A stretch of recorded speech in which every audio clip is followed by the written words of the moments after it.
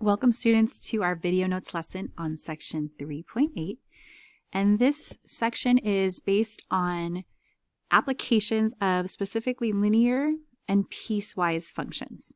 And in this lesson we're focusing mostly on a given equation, an equation that is either linear or piecewise that can be used to model or represent a real-world situation. So this type of model is when you have variables like f of x and x that have been assigned to represent certain real-world things and the relationship between them. And these equations can help us figure out specific information. So the one here in number 1 is a linear equation.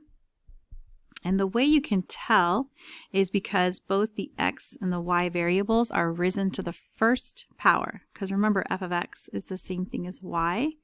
And notice both of their exponents are 1. So we know that it's linear. And the type of linear equation that it is the mx plus b format. Because it's in that format of a number times x plus a number. So whenever you have an equation in that format, you know it's the slope-intercept form of a linear equation. Okay, so why is that significant? Well, because I can take these numbers, negative 0.04 and 18, and I can assign some meaning to them, especially given the variables in this equation. So let's read and see what they are. So the f of x, the y value, is the number of gallons left in a gas tank.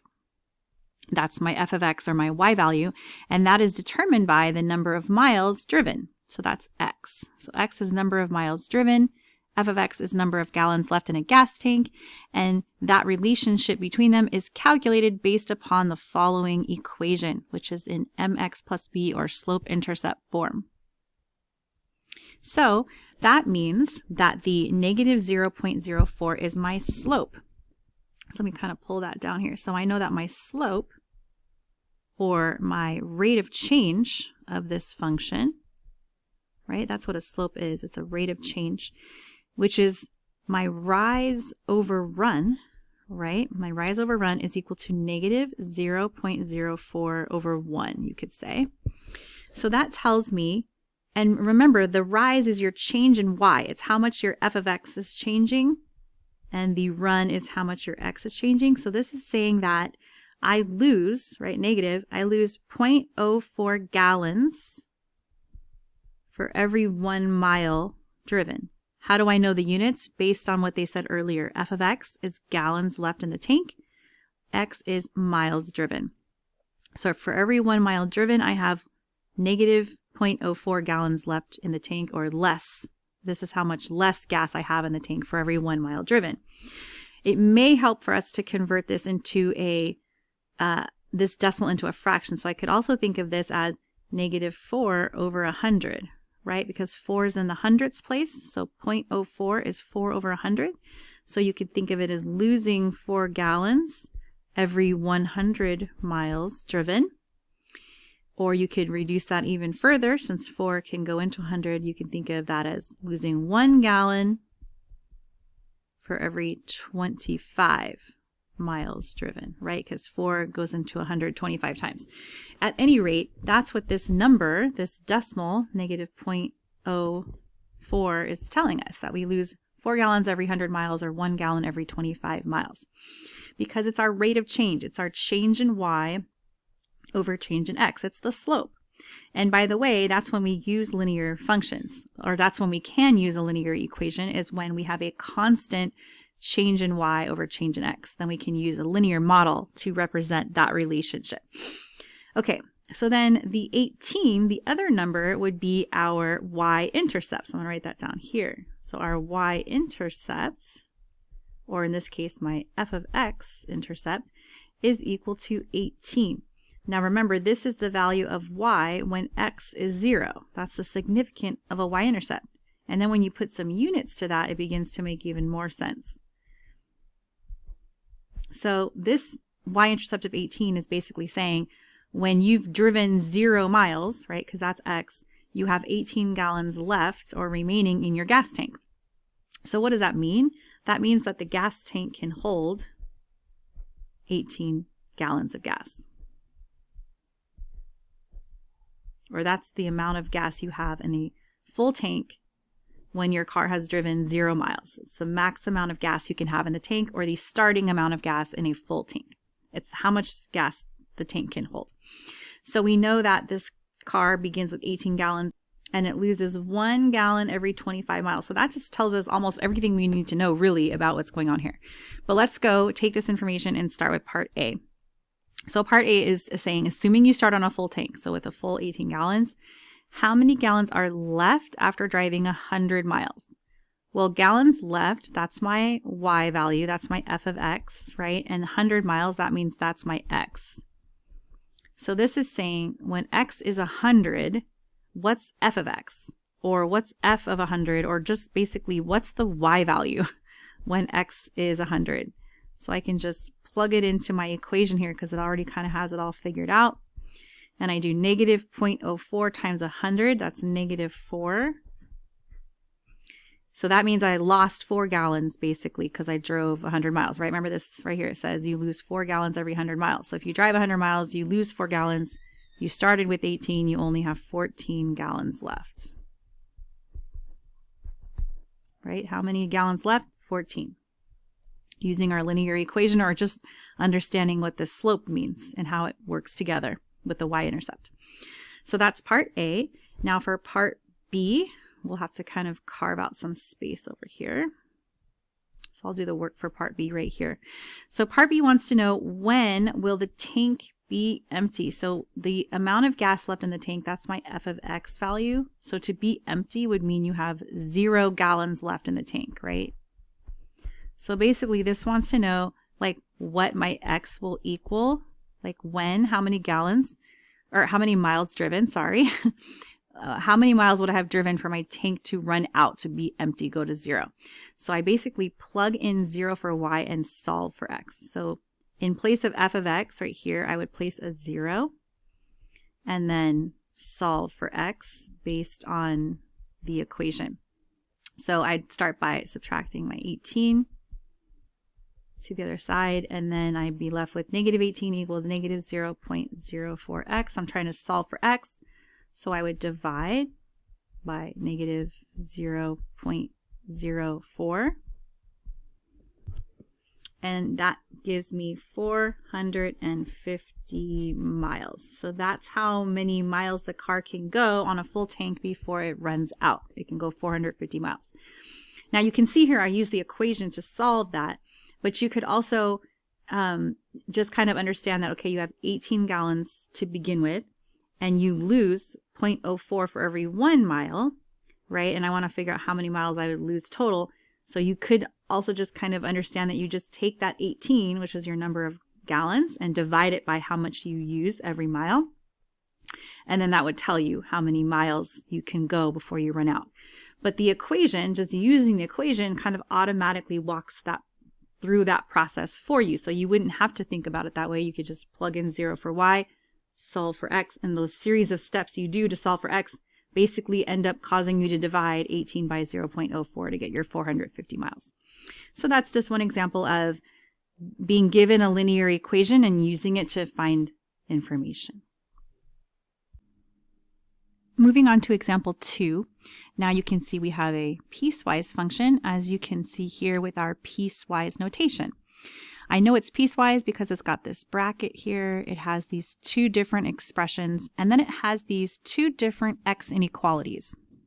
So let's kind of make sense of what these numbers are. So this is talking about as an employee at FedEx, Ross earns $25 per hour paid weekly. Ross earns time and a half for overtime, which is more than 40 hours per week. His weekly paycheck, so that's what this is modeling. His weekly paycheck is modeled by the following piecewise equation. So the R of X, this must be what Ross earns. So that's the R of X is what Ross earns in dollars. So this is a money amount. And the X must be referring to the number of hours.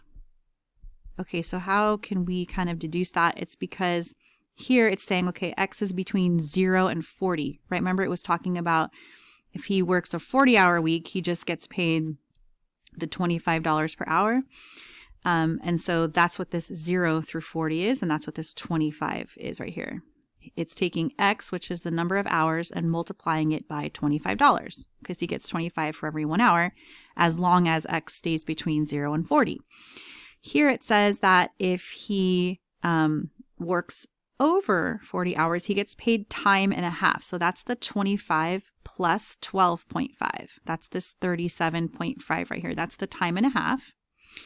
Notice how it's only being multiplied to X minus 40. The reason for that is because we only want to multiply it to hours that are over or in addition to 40.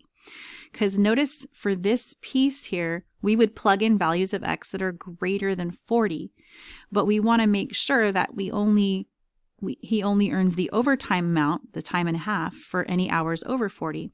So then what's this 1,000? That 1,000 is earning $25 on a full 40 hours. That's equal to 1,000. So that's what this is. This is the first 40 hours earning 25 per hour, and then this is any hours over 40 earning time and a half, 37.5. So let me just give you a quick example of that. Let's say he worked 45 hours. Okay, so he worked 5 hours of overtime. But notice the X value is 45. So that's what I would plug into my equation. I would plug in 45 for X because it falls into this category of being greater than 40. But I don't want to determine 37.5 times 45, right? I want to determine 37.5 times 5. So that's why we do 45 minus 40, because what that does is it pulls out just the hours worked that were more than 40 and multiplies that by the time and a half, right? So I do 37.5 times 5, 45 minus 40, plus the 1,000, right? The 1,000 was the $25 times 40, right? That's the 1,000. And then I add all that up, and that would be what he earns if he worked 45 hours. So that would be $1,187.50. So that's what he would earn in a week where he worked 45 hours. He would have earned his full $25 per hour times 40, plus the overtime rate, 37.5, times just the hours over 40, the 45 minus 40, and then that's his total pay for that week. So now let's look at part A. So part A says, well, what if he worked only 37 hours? So what would his weekly paycheck be? Well, 37 would fall into this category. It's between 0 and 40. So that's where he just earns $25 for each of those hours. So just 25 times 37. It's like I'm taking 37 and plugging it in here for X.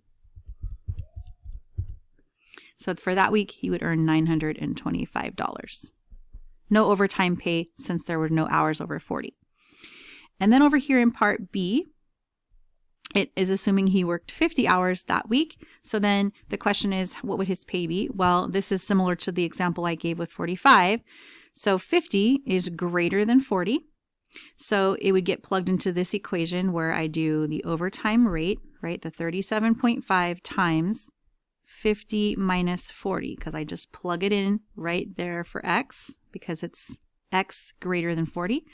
But when I plug it into this equation, the way it's set up, it will only multiply the 37.5 to the number of hours over 40, right? So 50 hours worked means 10 hours overtime, 10 hours at the time and a half rate, plus, right, plus the 1,000, right? According to this equation, you add 1,000, because remember, that's him getting paid the regular rate, $25 for the first 40 hours, right? So that's covered. The first 40 hours are covered in this 1,000 number, and then the additional 10 are covered here with the X minus 40. So that's why it had to be X minus 40, which is 10. And then I just multiply that by 37.5. And so that for that week, he would have earned $1,375 for that 50-hour work week. Okay, so that helped us kind of figure out what his pay is based on number of hours. We use the equation that way. Now this question wants us to go kind of the other way. So let's say we want to find out, well, how many hours would he have to work for his paycheck to be $1,500? So now we're looking for an x value, right? So we have to solve for x, because x represents the number of hours. So the question is, do I use this equation here, or do I use this equation here? Which one? Well, because it's 1,500, right, and since that's greater than 1,000, so I know that he must have worked more than 40 hours, because if you work 40 hours, you get paid $1,000. So since this is greater than that, then he must have worked more than 40. So that means I'm going to be using this equation here. So I will take the whole equation the way it's written, and I'll set that equal to 1,500. So this is the equation for R of X, right, which is his weekly paycheck, and I'm setting it equal to 1,500 because I want to know what the number of hours would be that would make his weekly paycheck equal that. So I'm just going to solve for X. I'll start by distributing the 37.5.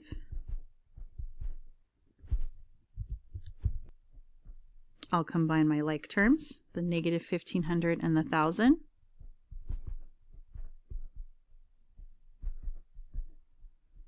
I will isolate X, so I'll begin by adding 500 to the other side. And then I will divide by 37.5.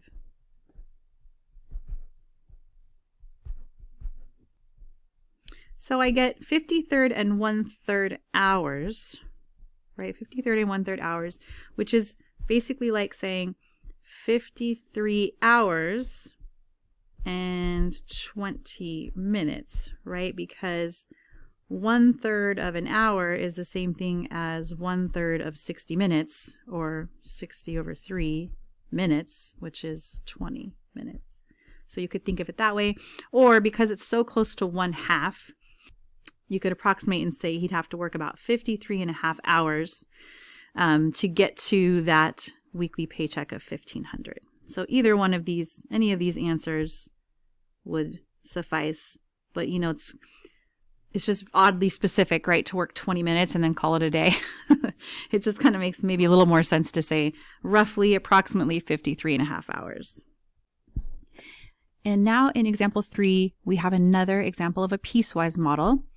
And again, it's because you can see here we have the bracket, the 3 different expressions, and then these x inequalities. This is a piecewise model. And this one appears to be modeling income tax. So it says here, in a certain country, income tax is assessed by using the function below, where t of x is the amount that must be paid in tax. So that's this t of x value here. It's the amount you pay in tax. So both of these are referring to a dollar amount, right? It's money. And x is the amount of income. So these here are referring to your income, the income you earned. So again, it's a dollar amount. So the t of x is a dollar amount. It's just the amount you pay in tax. And the x value is also a dollar amount. It's the amount you earned in income. Okay, now we have to make sense of all of this over here. So what this is saying in this first equation is that if you earned less than or equal to 15,000, you will pay 0 in tax. Okay, this 0 amount is referring to how much you pay in tax. This x is referring to how much you earned. And then it looks like if you earn between, so notice the x here is between 15,000 and 30,000, then you will pay 0.12, which we can understand that as 12%, right? Because to convert from a decimal to a percent, you move 2 spots to the right. So this 0.12 we can understand as 12%. It looks like you pay 12% of your income, right? 0.12 times x. What is x? It's some number between 15,000 and 30,000. So that's if you earn between those amounts, you pay 12% of what you earn as tax. Now down here, if X, again, this is how much you earn, if that is greater than 30,000, it looks like you would then have to pay 18%, right? This 0.18 we could understand as 18%. So you would have to pay that, but only on any amount earned over 30,000. Remember, when we take X and subtract 30,000, what that's helping us find is just the amount of money earned that was over. It's just finding the amount over 30,000 because we're subtracting 30,000 away from X. X would be some number greater than 30,000. So what this is saying is you only pay 18% on that overage amount, because this 3,600, that, where did that come from? That's 0.12 times 30,000. Right? If you plug that in a calculator, you'll see that equals 3,600. So the 3,600 is taking into account any money you earned up until 30,000. You only pay 12% on that. And then this 18% comes in, but only for the amount earned that's over 30,000. So that's kind of what this equation is saying. So then now we can use it to answer these different questions. So if your income is 28,000, well, that would put you in this middle bracket, right? Between 15,000 and 30,000. Not quite over 30,000 yet. So it looks like you just paid 12% of your income. So 12% times 28,000, or 0.12 times 28,000. And that comes out to be $3,360. So that's the amount you would pay in tax off of the 28,000 you earned in income. Now in part B, it wants to know, well, what if your income is 14,500? Then what amount of tax will you pay? Well, 14,500, that falls into this category. The category was where X was less than 15,000. So that's right here. What is tax for that? It's 0. So it's kind of like you could say this. T of 14,500 is 0 because it's in that category of being less than 15,000. So T of X is equal to 0 for any X less than 15,000. So nothing. You pay nothing in tax if you earned 14,500.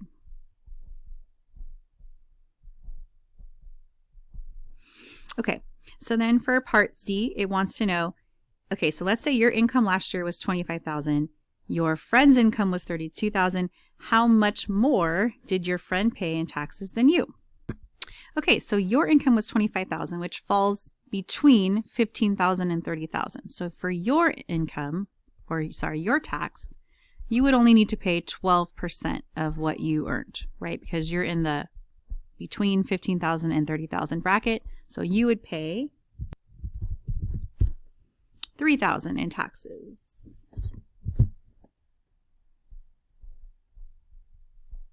So that's how much you pay. Now your friend is in a higher tax bracket, right? Your friend earned over 30,000. So we have to plug this number into this whole equation here. So it gets plugged in for X right there. So to determine your friend's taxes, we would do 0.18. So your friend will have to pay 18% on the amount earned that was over 30,000, right? That's why the equation subtracts 30,000, because you don't want to charge 18% on all of it. Why? Because we're already adding this 3,600, right? The equation has it right here. That 3,600 came from taking 12% of 30,000. Right, so the first 30,000 that your friend earned, we'll think of it as 2,000 plus 30,000, right? That equals 32,000. The first 30,000 only got taxed 12%, so that's the 3,600. The second part, the 2,000, which is what I get when I subtract 32,000 minus 300, that part gets taxed 18%, right? And then we add these two amounts together. So this is $360, and then I add that to $3,600, and I end up getting $3,960. So that's how much your friend had to pay in taxes. You paid $3,000, so your friend had to pay $960 more in taxes than you. And so these are just a few examples of how you can use linear and piecewise functions to model real-world situations. That concludes this video, and I will see you in class.